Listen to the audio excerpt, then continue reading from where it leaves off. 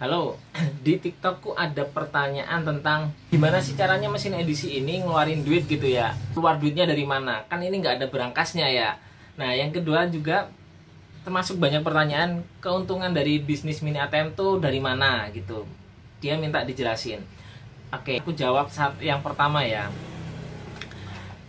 Memang kalau misalkan kita ngingetnya mesin ATM, karena ini kan sistemnya memang seperti mesin ATM, cuma dia nggak ada berangkasnya. Tapi kalau mesin edisi, dia tinggal gesek kemudian kita kasih duitnya.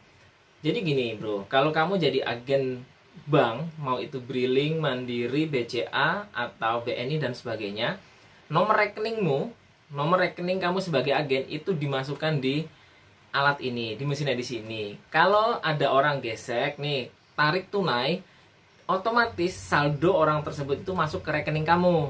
Nah kan saldonya udah masuk ke rekening kamu, kamu bisa cek saldonya udah masuk atau belum. Kalau sudah masuk, tinggal kamu kasih aja duit cashnya gitu. Nanti administrasinya kamu silahkan kamu tentukan sendiri. Jawaban untuk pertanyaan nomor 2 adalah keuntungan dari bisnis mini ATM itu dari mana. Jadi gini, sebenarnya ada keuntungan dari banknya sendiri memang. Cuma kalau orang yang modalnya tipis-tipis kayak aku itu agak sulit untuk memenuhi syarat itu. Jadi syaratnya itu kita harus di akhir bulan, 2 hari atau 3 hari sebelum akhir bulan, sebelum tutup buku gitu, kita harus saldo kita itu harus dianggurin senilai kalau nggak salah tuh antara 75 sampai 100 juta. Nah itu kan cukup besar ya cuy. Kita harus ninggalin duit segitu, sedangkan kita setiap hari harus muter gitu. Nah kalau misalkan kita bisa ninggalin itu, dan syarat keduanya adalah selama 1 bulan itu mencapai transaksi lebih dari 300 transaksi, itu dapat bonus. Kalau aku pribadi sih nggak terlalu banyak menurutku. Nah, tapi kalau misalkan transaksimu itu sampai ribuan, 1000, 2000 transaksi dengan mesin edisi, nah, terus di akhir bulan kamu bisa nganggurin saldo senilai segitu, kamu bisa dapat cukup besar. Ada yang dapat 1 juta, ada yang dapat 2 juta.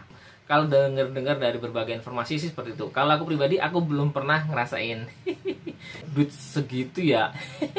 Itu gede sih. Itu gede buatku. Jadi aku nggak bisa nganggurin duit segitu. Kemudian penghasilan yang kedua sistemnya gini, kayak jualan pulsa. Jadi kamu kasih pulsa ke orang, kamu kan ngambil ongkos di sana. Nah ini juga sama. Kalau orang transfer atau narik, kita ngambil biaya di situ.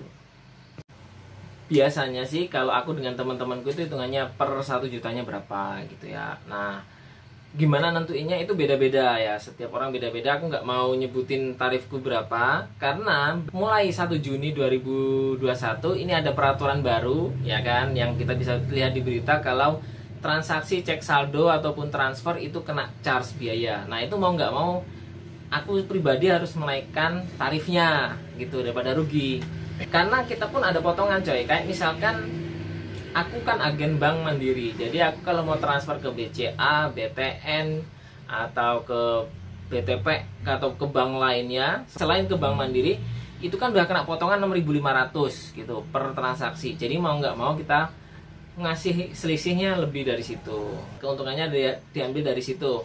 Kita juga masih bisa untung untuk PPOB-nya, yaitu jualan pulsa, PLN, voucher game, BPJS gitu, dan juga pembayaran angsuran kayak FIF, SoPay Pay Letter, kita bisa ngambil keuntungan dari situ. Nah itu kalau aku pribadi, aku sih masih fokus ke digital itu. Kalau aku pribadi, aku memang kurang menjual barang-barang fisik. Nah jadi gitu ya, bisa dipahami?